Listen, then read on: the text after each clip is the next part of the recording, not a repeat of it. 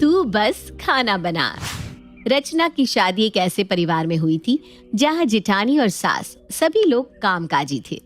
रचना भी एक ग्रेजुएट लड़की थी, लेकिन उसे बाहर निकलकर नौकरी करना बिल्कुल भी पसंद नहीं था। इसलिए उसने शादी के बाद घर में रहकर हाउसवाइफ बनना ही सही समझा। सास शशि और जेठानी कशिश प्राइमरी स्कूल में टीचर थी और इसलिए सुबह सुबह तैयार होकर वो दोनों अपने अपने काम पर निकल जाती और पीछे से इतने बड़े घर की सारी जिम्मेदारियां अकेले रचना के कंधों पर आ जाती।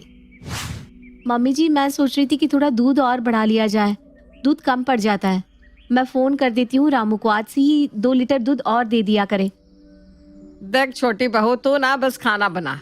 क्या आना है, कितना आना है, ये सब देख पाना तेरे बस का काम नहीं। वो सब मैं देख लूंगी। लेकिन मम्मी जी, मैं तो बस। मैंने कहा ना, तू बस जा और जाकर खाना बना, कहीं डिनर लेट ना हो जाए। मम्मी जी बाहर जाकर नौकरी करती हैं, तो उन्हें ऐसा लगता है कि जो बाहर निकलता है दिमाग बस उसी में होता है। घर में रहने वाला तो बस रोटी ही बना सकता है। हर बात पर बस यही कहती है, तू बस खाना बना। बरसों से चल रही उपेक्षा से रचना मन ही मन दुखी तो थी, लेकिन फिर भी वो अपने कर्तव्य से पीछे नहीं हट रही थी। किसी के मानने न मानने से क्या होता है, मैं तो जानती हूँ ना, खाना बनाना कोई छोटा काम नहीं होता। बस मुझे अपना फर्ज निभाते रहना है। मेरी माँ कहती थी, खाना बनाना साक्षात अन्नपूर्णा का काम होता है।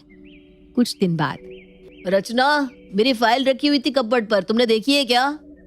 किस रंग की फाइल थी? और शायद मैंने किताबों के साथ बुक रैक में रख दी होगी। बुक रैक में देख लो ना एक बार। रचना यार, मेरी इतनी इंपॉर्टेंट फाइल को तुमने उठाकर इधर उधर पटक दिया। अगर 2-4 अक्षर पढ़ना जानती हो तो एक बार मेरा सामान छूने से पहले पढ़ लिया करो कि क्या है और कितना जरूरी है। कौन से रंग की फाइल थी? अरे फाइल रंग से नहीं, नाम से पहचानी जाती है। घर में रहकर ना तुम बिल्कुल अनपढ़ औरतों जैसी बात करने लगी हो।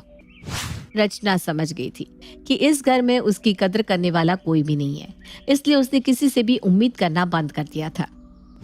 भाभी, गुड्डू के नंबर कम आ रहे हैं।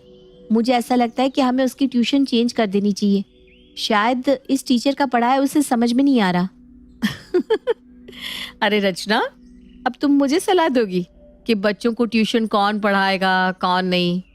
बच्चों के सिलेबस के बारे में तुम्हें पता ही क्या है? कभी बुक खोलकर देखी है उनकी? तुम एक काम करो, तुम ना अपना खाना बनाओ, क्योंकि वो काम तुम बहुत अच्छे से कर लेती हो। बाकी के काम देखने के लिए मैं हूं ना, मैं सब संभाल लूंगी। क्यों ना मैं अपनी कुकिंग की वीडियो बनाकर सोशल मीडिया पर डालूं, शायद लोगों को पसंद आने लगे। अगले ही दिन सबके ऑफिस जाने के बाद अकेले में रचना किचन में अपने मोबाइल से खाना बनाते हुए अपने वीडियो शूट करके उन्हें सोशल मीडिया पर डालने लगती है। अरे वाह, मेरी वीडियो पर तो बहुत सारे व्यूज आने लगे हैं और मेरी रेसिपीज भी लोगों को बहुत पसंद आ रही है। कमेंट में लोग बार बार यही कहते हैं, इतना लजीज खाना खाने के लिए वो पैसे भी देने को तैयार है। अगर मैं सचमुच अपना बनाया खाना सेल करने लगूं तो शायद कुछ कमाई भी हो सकती है। कुछ देर सोचने के बाद रचना वीडियो में अपना मोबाइल नंबर जोड़ देती है। मैडम, क्या सचमुच में आपके हाथ का बना खाना मिल सकता है? हाँ हाँ, क्यों नहीं, लेकिन आपको मेरे घर से आकर ले जाना होगा। मैं होम डिलीवरी नहीं करवा सकती। कोई परेशानी नहीं, मैं आपके घर के पास ही रहती हूँ। मैं आधे घंटे में अपना ऑर्डर लेने के लिए आती हूँ। तब तक आप ना कढ़ाई पनीर और दाल मखनी पैक कर दीजिएगा। जी जी, बिल्कुल पैक कर देती हूँ। आप 40 मिनट के बाद आकर ले जा सकती हैं। रचना को अपने कानों पर यकीन नहीं हो रहा था। उसे सचमुच आज अपना पहला ऑर्डर मिला था और ग्राहक को देने के बाद पहली बार अपनी कमाई को अपने हाथों में महसूस किया। खाना कैसा बना है उसका रिव्यू आप मेरे वीडियो पर जरूर लिखना प्लीज, उससे मुझे हेल्प मिलेगी। आप चिंता मत करो, मैं खाना खाने के बाद इसका रिव्यू जरूर दूंगी। शुरू शुरू में रचना के पास कुछ गिने चुने ऑर्डर ही आ रहे थे। हर बार ऑर्डर को डिलीवर करते समय वो सबसे यही रिक्वेस्ट करती कि वो लोग उसके बने खाने का रिव्यू उसके चैनल पर जरूर लिखे। धीरे धीरे रचना के बने खाने के अच्छे रिव्यूज के कारण उसका नाम होने लगता है और उसके पास ऑर्डर्स की संख्या बढ़ने लगती है। कुछ दिनों के बाद, अरे ये क्या ड्रामा है? घर के बाहर ये लोग लाइन लगाकर क्यों खड़े हैं? मम्मी जी, मैंने घर से खाना बनाने का काम शुरू किया है। ये लोग अपने ऑर्डर्स का इंतजार कर रहे हैं। पुष्पा, जल्दी जल्दी हाथ चलाना, बहुत लोग बाहर खड़े हुए हैं। ये पुष्पा घर की साफ सफाई छोड़कर यहाँ सब्जियां काट रही है और तूने मेरे किचन को ढाबा समझ रखा है क्या? अरे ये मेरा घर है, कोई 3rd क्लास हाईवे का ढाबा नहीं जिसके सामने लोग खाना लेने के लिए भीड़ लगाए। तुम्हारा काम है बस घर में सबके लिए खाना बनाना, वही करो, ये सब नाटक बंद करो। माफ कीजिएगा मम्मी जी, ये कोई नाटक नहीं है। आप ही तो हमेशा कहती थी ना, जाओ जाकर खाना बनाओ, क्योंकि आप लोगों को यही लगता था कि मैं बस खाना ही बना सकती हूँ।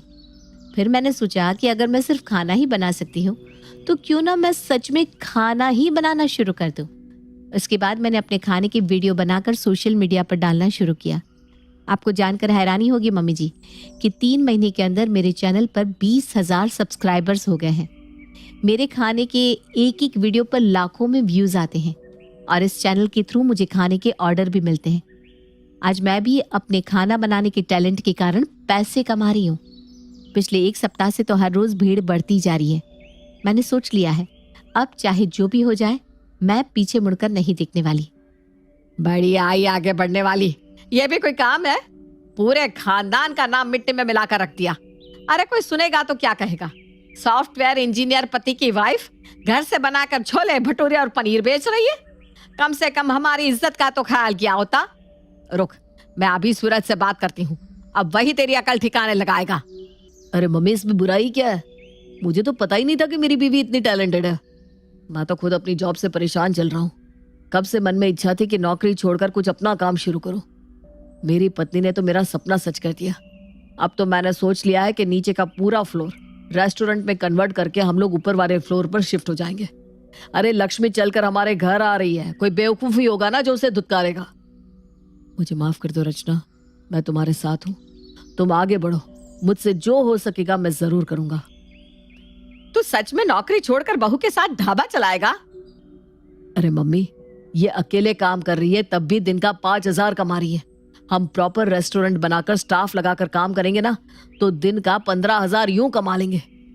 मुझे गर्व होगा रचना का हाथ बटाकर। कुछ ही दिनों में पति सूरज ने नौकरी छोड़कर रचना के साथ रेस्टोरेंट शुरू कर दिया था। अपने टैलेंट के दम पर रचना महीने के लाखों रुपए कमाने लगी थी। धीरे धीरे ससुराल में सबकी अकड़ ढीली हो गई थी। सूरज, अपने पास काफी कैश जमा हो गया है, आप कल ही जाकर इसे बैंक में जमा करवा देना। घर में इतना कैश रखना सही नहीं है। बहू, मैंने तुझे कितनी बार समझाया है, फालतू बातों में दिमाग मत लगाया कर। तू बस जाकर खाना बना। मम्मी, सुबह से लेकर रात तक खाना ही तो बनाती रहती है, और कितना खाना बनाएगी? अब बस भी करो अपना ये डायलॉग। सूरज की बात सुनकर शशि शर्मिंदा हो जाती है और बाकी लोग हंसने लगते हैं। अरे बेटा, वो ना मुझे आदत हो गई है ना ये कहने की, तू बुरा मत मानना। हाँ,